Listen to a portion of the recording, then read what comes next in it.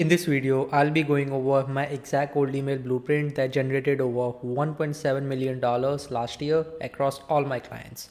So let's get into it. We'll first start with the expectations because what I see while working with a lot of B2B agencies and B2B SaaS, they have really wrong expectations with cold emails. A lot of times they would be expecting to send around 100 or 200 emails a day, or maybe even less, which is totally wrong.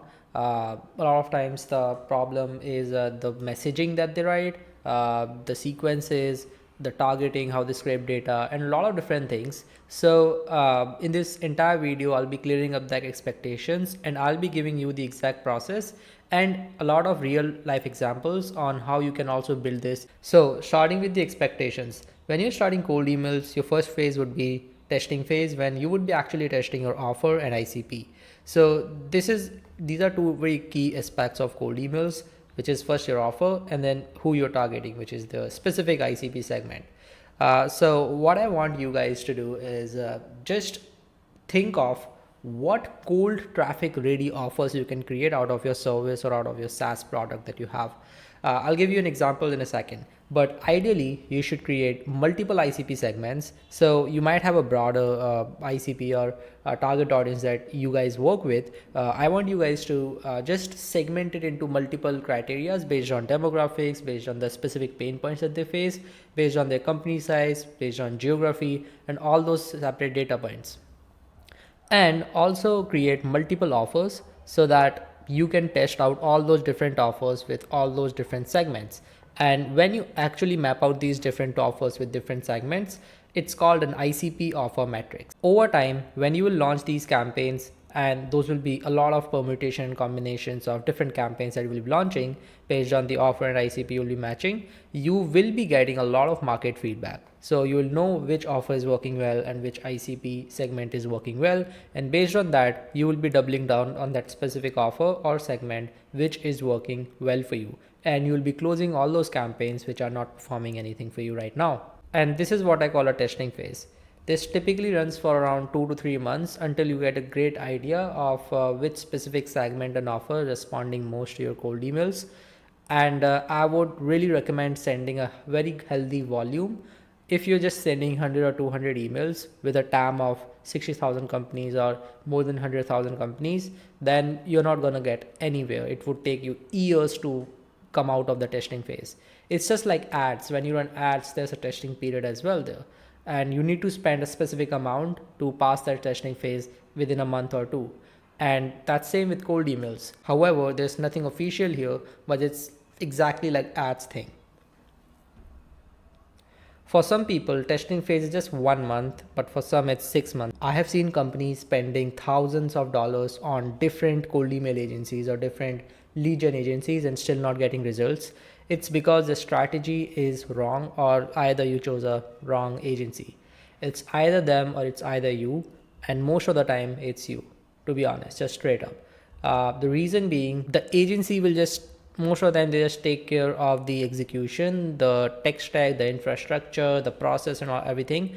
But cold email, when you're doing cold emails and even in another channel, even ads, what matters most is what you're offering. Offer is the most important thing which will get you your results. Second thing is targeting. Are you targeting the right people or not? And the third thing is the infrastructure. Infrastructure is also important, but if your offer is very bad and your infrastructure is good, by infrastructure I mean that your emails are landing in primary instead of spam, you're able to send healthy volume, and you are rotating your emails, you have right DNS setups, DKIM record, DMARC record, and SPF record, every authentication in place. That's what called a good infrastructure. So if you want to shrink the testing period time, then increase the volume of outreach and test more offers and ICP segments. The more A/B testing you will do, the better results that you'll get at the end of your testing phase. So this is my goal, which is test fast, learn fast, and start getting the ROI as soon as possible. Typically with my clients, I see it takes around 1.5 to 2 months of sending cold emails to start getting ROI from the customers that my clients have onboarded via cold emails. But it might vary in your industry. It might vary on how good strategy you have created, how much A/B testing you're doing, and how good your initial offers that you're testing are. So here's an example of my own cold email funnel that I personally use in my agency. So I do sell lead generation services and I run cold emails to sell that lead gen services. And initially I have tested a lot of different offers. Now the biggest mistake a cold email rookie would do would be to directly pitch their own service. So my main money which is coming is from the done for you offer, where I implement end-to-end lead generation systems across my clients' businesses. But I cannot sell it directly. The reason why I cannot sell it directly is that, first of all, it is high ticket. That means it needs a lot of trust building before someone makes a decision of working with me. So if I directly send them a cold email and pitch them that, hey, I would end-to-end handle your cold emails, would that make sense for you, or would you be interested in a quick call or something like that? It won't work. It won't work ever, especially when thousands and millions of people are sending cold emails. So instead, you create some cold traffic ready offers, and that's what I did. You can see 5 different offers that I created. So the first offer was, I used to offer a free 40-minute cold email blueprint video, where like this video was hosted on YouTube. So whenever I sent someone a cold email, in this call to action of that cold email, I used to mention that, hey, I have recorded a 40-minute cold email blueprint video, which would potentially help you to get 20 to 30 sales calls every single month. Would it make sense for you to send it completely for free? And they used to say yes. And I used to get a really high positive reply rate here because it's a low risk CTA. I'm not pitching anything. It's a very low risk CTA. I'm not pitching my service. I'm actually giving value. And I used to host these videos on YouTube. So the whole psychology was that whenever someone actually clicks on that YouTube video, they would be a part of my YouTube ecosystem. And how YouTube works is YouTube will constantly show your lead those videos if they have seen your first video. Even if they haven't subscribed to you, YouTube will still recommend them your videos, your new videos, your old videos constantly in their homepage. And that will help in the nurturing process. That will build a lot of trust over time. Now, whenever they are ready, whenever they actually have the need, it might take 1 week, 2 weeks, or even a month. Sometimes it takes years for some people. And eventually they will get enough nurtured, and when the timing is right, they would book a call with your description link, because you will be in their mind. They are seeing your videos for so long, they would trust you 100%, and you can sell them on your high ticket offer. Now obviously there would be a lot of leads, and most portion of those leads would not convert in the first month. But even if you convert the 5% of those leads, if the timing is right for them, and if they watch at least 5 to 6 hours of your content in the first week or so, they would be pre-sold. Literally on the sales calls, when they book, they would know almost everything about your process and everything that you have covered, and they would be very high intent, and it would be very easy to close them, because I get those types of leads every single time who came from my YouTube or something else. And they are one of the easiest people to close because they have consumed a lot of my content. There's already a lot of trust built up between me and them. Now the second offer that I was trying was offering a pay-per-close model. Now this is, to be specific, this is not any kind of lead magnet or anything like that, but this is a very low risk model of working together, where I used to pitch these leads that, hey, I don't want any money upfront or anything like that. Everything would be on revenue share, everything would be performance basis. So this also used to generate a lot of positive results, and it was definitely a cold traffic ready offer.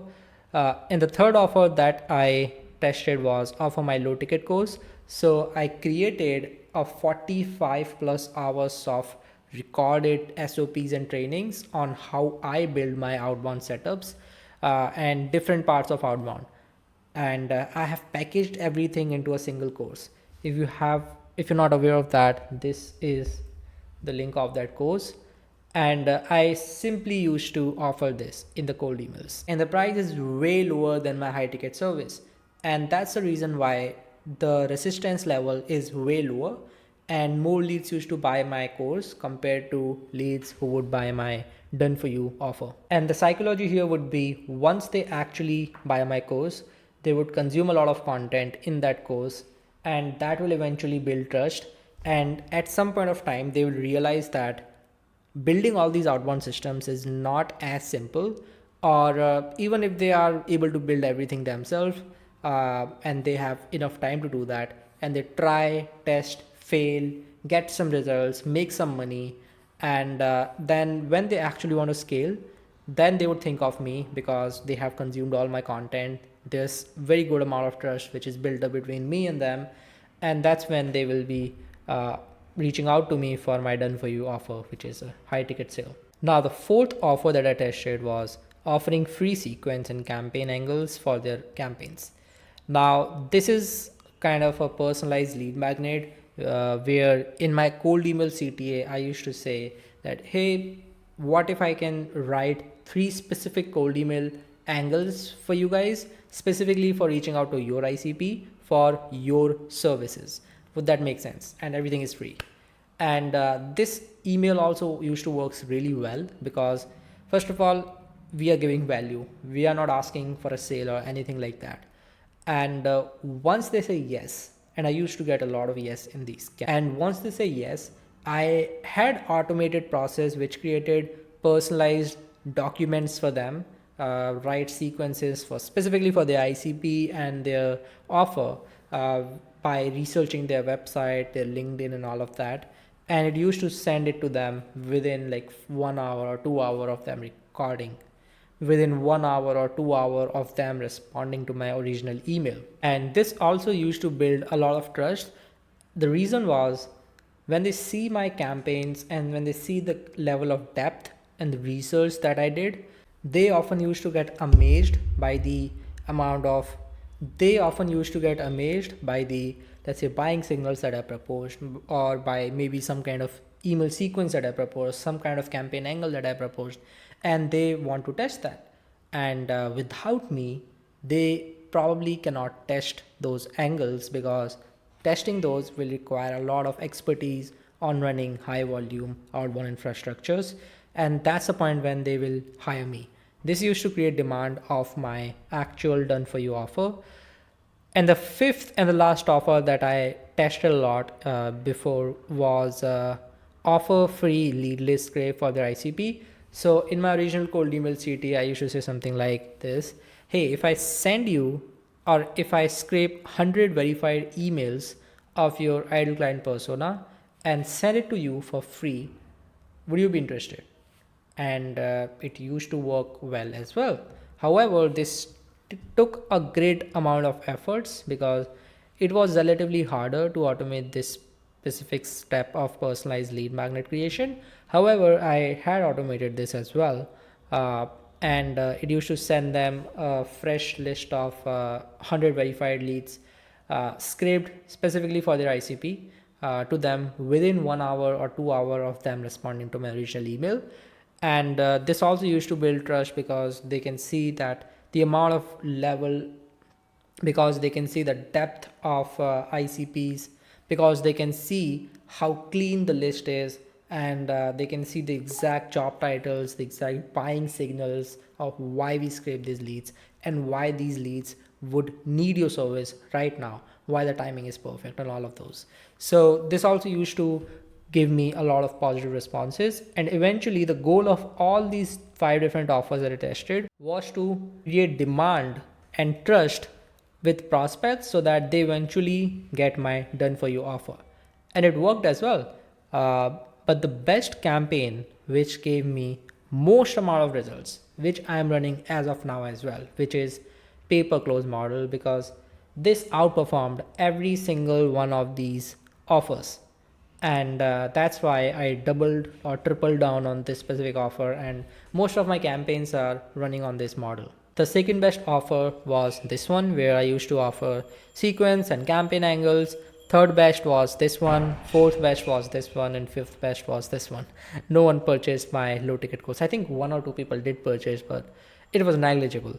But I did got a lot of good sales and a lot of genuinely good clients from this, and that's the reason why I'm still running this. But I could have never known this if I would never tested all these offers.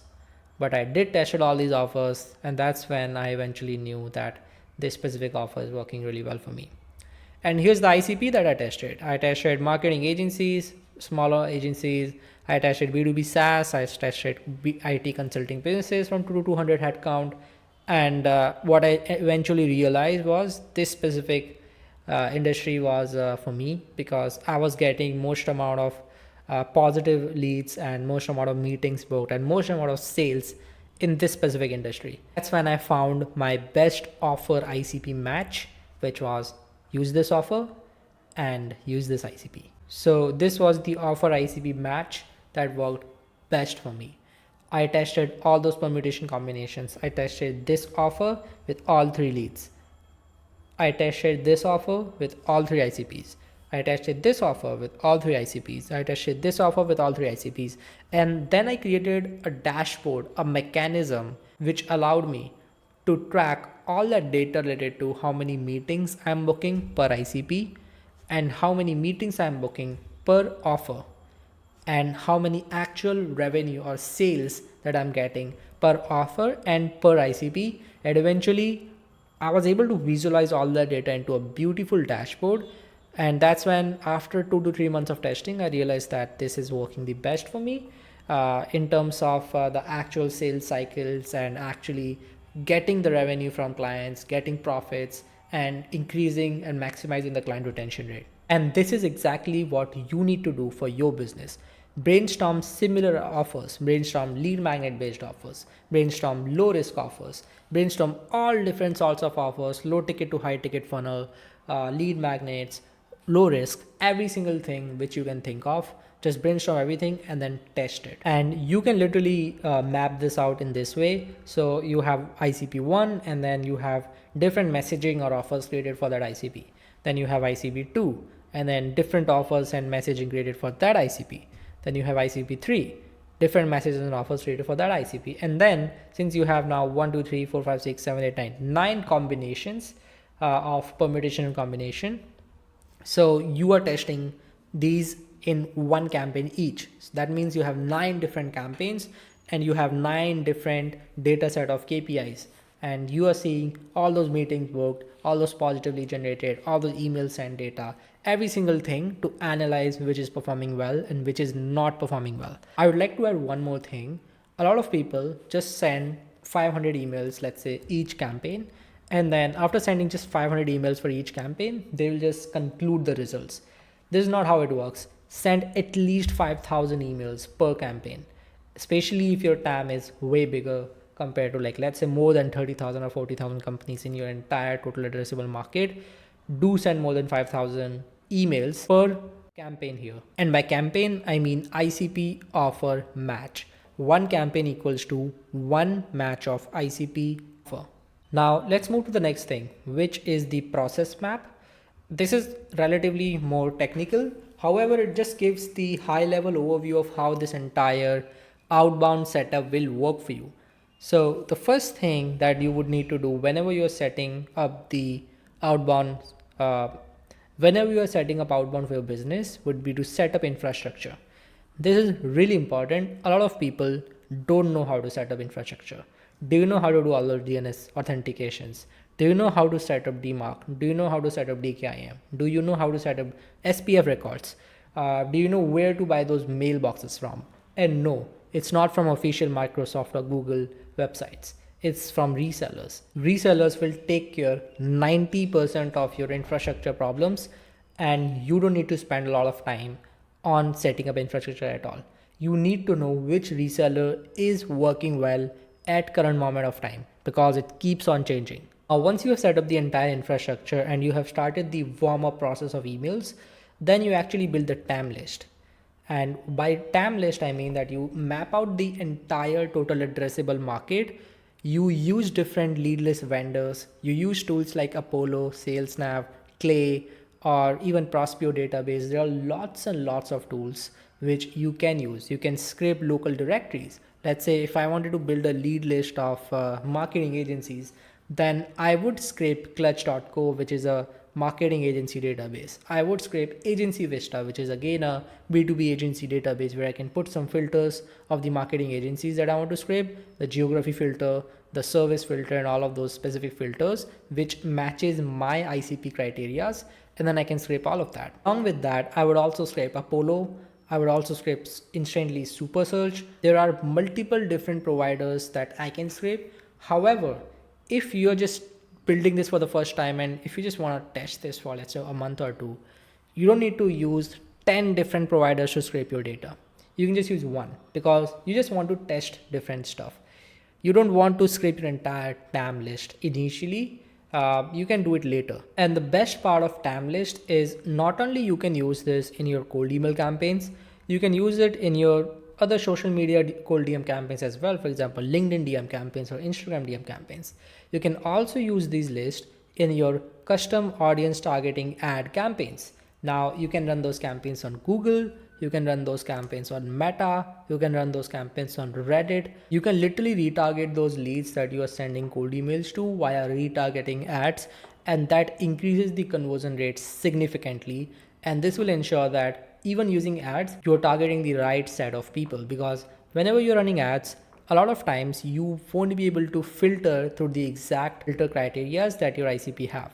For example, a lot of times, one of my client was targeting Shopify businesses. I mean, all the e-commerce companies who are using Shopify and who are above a specific revenue or estimated monthly sales. Now we cannot put these filters on Meta Ad Manager. And how we did the specific targeting was we scraped the entire TAM and then uploaded that TAM on as a custom audience, and then uploaded that TAM as a custom audience on their Meta Ads account, and then retargeted them just with those audience.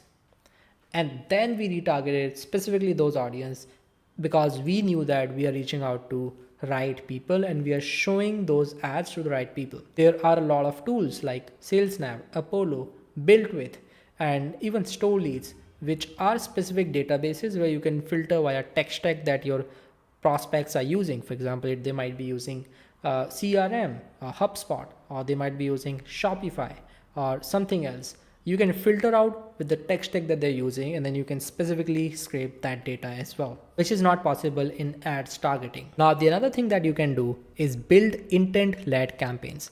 By intent-led campaigns, I mean set up automated triggers which catches your leads whenever any buying signal is identified.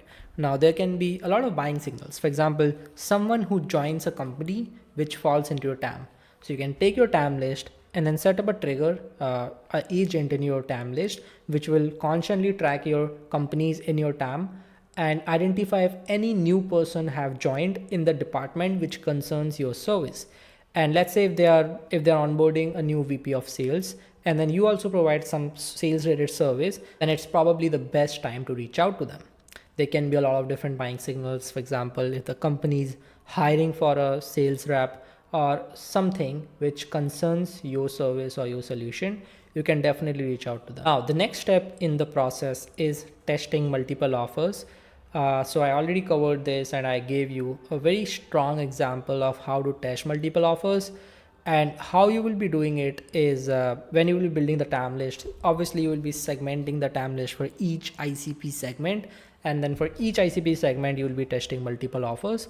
And that's the reason why I call this ICP offer matrix.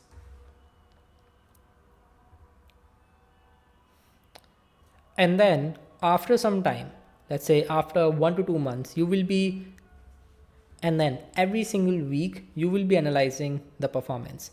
Are they hitting the benchmarks or not? Now, what are the benchmarks? The first benchmark is check infra if reply rate is less than 1%.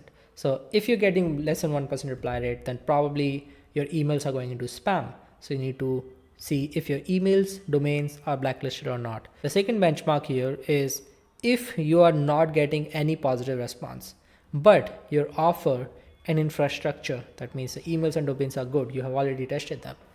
If they both are good and still you're not getting any response, then possibly you're targeting wrong leads. So what I would do is I would manually go into my outreach tool. I would go into the website of each of my leads which has been uploaded and cross verify whether these people are actually someone who I would want to work with, and do these people would want my service or not. Or the third benchmark would be, if the bounce rate is more than 2%, then verify your email list, because possibly you have not verified the emails. You're possibly sending to invalid emails or catch-all emails. So just use the email verification tool, verify whether your lead list is fully valid or not. If it's not, remove the invalids and catch-alls and just send to the valid leads. And fourth and the last benchmark would be, if the positive leads to booking demos rate is less than 10%. That means, let's say if you get 100 positive leads, out of which if you're getting less than 10 meetings booked, that means your nurturing is very bad.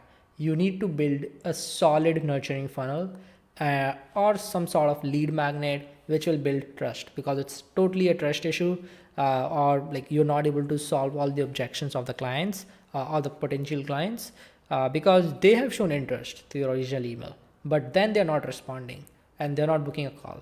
That's totally a trust issue. And once you verify that all these benchmarks are in place and you are following, if you're getting like more than 1% reply rate, you're getting more than 10% booking positive reply rate, you're getting more than 10% positive leads to booking rate, and your bounce rates are less than 2%, and you are getting responses, in that case, you will scale up your volume, because in just a month or two, you'll know that how much ROI you're getting from cold emails. Let's say if it is 5, so you're putting in 1 rupee. So you're putting in $1, you're getting $5 back. This would be a really scalable business. Put in 10x more money into the tech stack, scale up the volume, send 10x more emails that you were sending before. And then eventually, even if the ROI reduces slightly, because it will, let's say from 5x it will go to, let's say, 3x, even then it is pretty good, because it's literally 3x the amount of money that you're investing, which is not bad at all. And we are not even considering all the referrals, all the side sales that you will be getting of all those people, of all those clients that you will be onboarding from outbound campaigns. Now let's deep dive into these cold email benchmarks. So the first question is, how to know whether you are getting good conversions from cold emails or not? The best way is literally to monitor ROI. But see, if you're running cold emails for the first time, you won't be getting results in the testing phase. That's a reality. I mean, you won't be getting direct revenue in most of the times, because testing phase will last for a month or two if you're doing everything perfectly. And in these 1 or 2 months, you cannot measure ROI, because you haven't, you probably have closed someone, or the money is yet to come. So ROI is not the best way to monitor for the initial testing phase. But for the testing phase, what is important to monitor is the emails per positive and the meetings booking rate. So I have segmented all different possibilities that you can have. Either you are a SaaS company, either you are a service-based company. And let's say if you're a service-based offer, and then you are targeting smaller businesses who are, let's say, 1 to 50 or 50 to 200 headcount, then if you are not getting less than 500 emails per positives, then you can improve your offer significantly. A lot of times I see service-based offers, they get 2000 EPP or 3000 EPP. By the way, by EPP, it means emails per positive. It is literally one of the most important KPI in cold email campaigns. And by emails per positive, I mean how many emails you need to send to get one positive reply. And less than 500 is the benchmark for less than 200 headcount businesses in average service offer. Now, there's no official figures to track this. These are just based on my experience and my observations, because most of the times when I run these campaigns and when I see other people, other cold emailers running these campaigns, I often see a rate something similar to this. Let's say if you're a service-based offer who are targeting enterprises or businesses who are bigger, more than 200 headcount. In that case, your EPP would be way bigger, because you're targeting bigger businesses, the reply rates would be low, and the emails per positive would be lower as well. And that's the reason why you cannot get 500 or less than 500 EPP. If you can, that's good, but if you cannot, that's fine, because you're targeting bigger businesses, so that's what expected. However, the benchmark here would be 2000 EPP. This could be way more. This could be 5000 or 10,000 as well, depending upon who you're targeting. Let's say if you're targeting Google with a mediocre offer. In that case, obviously, it would be way more than 2000.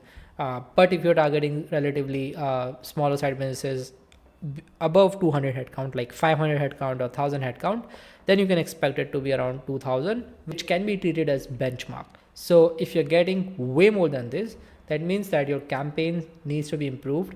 Either your offer is bad, either your targeting is bad, or either your infrastructure is bad. If you're a B2B SaaS and if you're targeting smaller businesses, which is less than 200 headcount and less than 500 EPP is a sweet spot for you. However, you can get even 100 EPP or 200 EPP. I've seen B2B SaaS offers getting way lower EPP because their offer is also really good and their overall ticket pricing is very less as well. However, if you are a SaaS offer who are targeting bigger businesses more than 200 headcount, then your EPP would be slightly more, maybe around 1000 or something.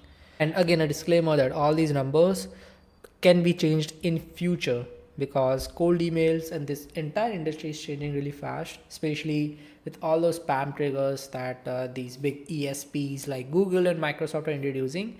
So these might change in future. However, as of now, these are the benchmarks. So your goal would be to test as needed to get the numbers down.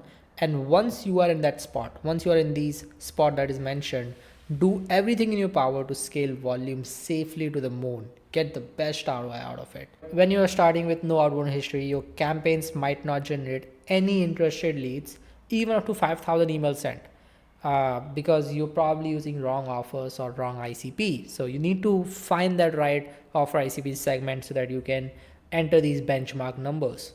Now, coming to the next strategy, which is the volume strategy. So I often see that companies with no outbound experience have unrealistic expectations from outbound initially. It takes time and tons of testing to get 10 plus ROI from cold email, just speaking by experience. And in the first 2 months, most probably you will be just doing loss with cold emails, but it should not be treated as loss. It should be treated as investment. But those 2 months when you are testing and learning different stuffs, these months are crucial to find right offer and targeting. And here's a table which I created, which will tell you what should be your volume ideally in the testing phase. It's nothing as spam burnout. You can literally send emails to the same lead every single week with different messaging. There's nothing called as TAM burnout. You won't be burning out the TAM if you're reaching out to them with a high volume outreach. It's an agency that is working with Instantly.ai, and they're sending 30,000 emails every single day with the exact same messaging for the last 3 years. Yes, for the last 3 years, they're sending the message to the same TAM and the same message, the same people for the last 3 years, and it's still working really well. There's nothing as TAM burnout. Sooner you will realize that, the better it will be for you for scaling. So if you have less than 3000 companies to target, then just start with at least 300 to 500 emails a day in your testing phase. That would mean that you would need at least 30 to 50 mailboxes. However, if you're going with SMTP, or if you're going with some other sorts of infrastructure service like Azure, then your mailbox and domain distribution would be way different. But if I'm assuming that you are using Google or Outlook, then 30 to 50 mailboxes would be needed. And for that, you need 10 to 17 domains that could be purchased by you to support these mailboxes and support this entire sending infrastructure. And the email sequence length that you can keep would be 5 to 6 emails. That means you would be sending around 5 to 6 emails in one follow-up sequence. Now, the second category that I mentioned here is 3000 to 10,000 companies. That is relatively bigger, but still very small TAM. In this TAM size, you can send up to 800 emails a day. That means you would need 50 to 80 mailboxes that would be renewing every single month. And for that, you need to have 17 to 27 domains to support their entire sending infrastructure. And you can have a infrastructure length, and you can have an email sequence length of 3 to 4 emails. That means you would have like around 3 to 4 follow-ups that you will be sending to a lead. Third TAM size, which is literally the most popular and one of the most common TAM across different companies that personally I have worked with is 10,000 to 80,000 companies in the entire total addressable market. Now here you can send up to 1200 emails. Personally, when I work with businesses of this TAM size, which I do mostly, I start with at least 1000 emails a day and then gradually ramp up to 1500 and then eventually 2000 emails a day, because the TAM is very big. I mean, especially if it is closer to 60,000, 70,000. If it is just 10,000, 20,000, I would rather do just 800 or 900 emails a day. But if it is relatively bigger, more on the 80,000 side, then I would not do less than 1000 emails a day in the testing phase to get out of the testing phase in just 1 or 2 months. If you're sending low volume, it will take you way more months to get out of those testing phase. And during that period, you would end up spending way more money compared to what you would spend by sending high volume in just the first 1 or 2 months. To support this type of volume, you would need up to 120 mailboxes, and you would be sending 10 emails per day per mailbox. That means 1200 emails at max.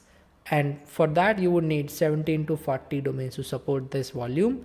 And I often do 2 to 3 email sequence length when the TAM size is this category. And when your TAM is super big, that means more than 80,000 companies in your TAM, that means you can play on volume. This is the really good spot. You can literally send more than 1200 emails a day, 3,000, 5,000, 10,000 emails a day. You can scale up more as you're getting the ROI. And based on the volume, you can calculate the below important figures, which is how many mailboxes required. One mailbox typically equals to 10 cold emails per day, including the follow-ups. Number of domains required would be one domain, which would be hosting free mailboxes. And by the way, this is for Google and Outlook. And number of unique leads contacted each month would be volume of outreach that you're doing per day. For example, let's say we are sending 1200 emails a day, multiplied by 22 working days, because we won't be sending emails on Saturdays and Sundays. So typically there are around 22 working days or 23 working days in a month, divided by the email sequence length. So this is the number of unique leads that you will be contacting every single month. Coming to the next thing, which is how to plan campaigns for long-term success. First of all, you need to track these KPIs, which is emails per positive generated, that is the EPP, and then positive reply per demo booked, or you can say the meeting booking rate per positive reply. Consider we get one positive reply per 250 emails. Then how do we scale? Your list isn't infinite, right? Sending 2000 emails daily to a 10,000 TAM exhausts the list quickly. You will typically exhaust this within just max 3 weeks, including the follow-ups. So repeated emails won't work because like in just 1 or 2 or 3 weeks, the circumstances most often haven't changed, right? So the problem here would be avoid burning leads and maintain positive responses. We need to remember that people don't remember cold emails. So even though if you're sending emails, let's say if you're sending different emails, I won't suggest sending the same email every single week to the same leads. Send different emails, different offers. And when you do this, people won't actually remember your cold emails, to be honest, because they receive 50 other cold emails the same day, and 5 of them would be this exact same offer that you are pitching. So to be honest, they won't remember the cold email. And that's why you can reuse the list with new messaging, but not within 2 weeks. Just keep at least 2 weeks that you have enough time that significant changes happen to their business. Maybe there's more demand of customers. Maybe there's more demand of fulfillment. Maybe there's more demand of lead generation or something like that, which is associated with your service. And that's why you need to reach out to those leads every 2 weeks. You can eventually reuse a list every 2 weeks if your TAM is super small, or every 2 to 3 months if your TAM is super big. Let's say if you have a million companies in your TAM, then you can just use one email length sequences. So no follow-ups at all, because follow-up sending will limit the volume of new leads that you can contact. Eventually it will reduce the conversion rates. So if your TAM is super big, more than 80,000 companies, then I would not do any follow-up at all. I would just reach out to new leads. So just one email sequence, reaching out to new leads, and then reusing the whenever my original TAM is expired or I have used all of that. that might take months or probably years if you're like reaching out to millions of leads with a smaller volume. So I hope you like this video. If you want to work one-on-one with me and want me to build this entire system on pay-per-close basis, where the concept would be that I only make money when you win. And this would be a win-win situation. If you want to discuss that, just click on the link below and book a one-on-one call and we can discuss if there's a fit. If there's not, you just leave with tons and tons of value to get more leads for your business.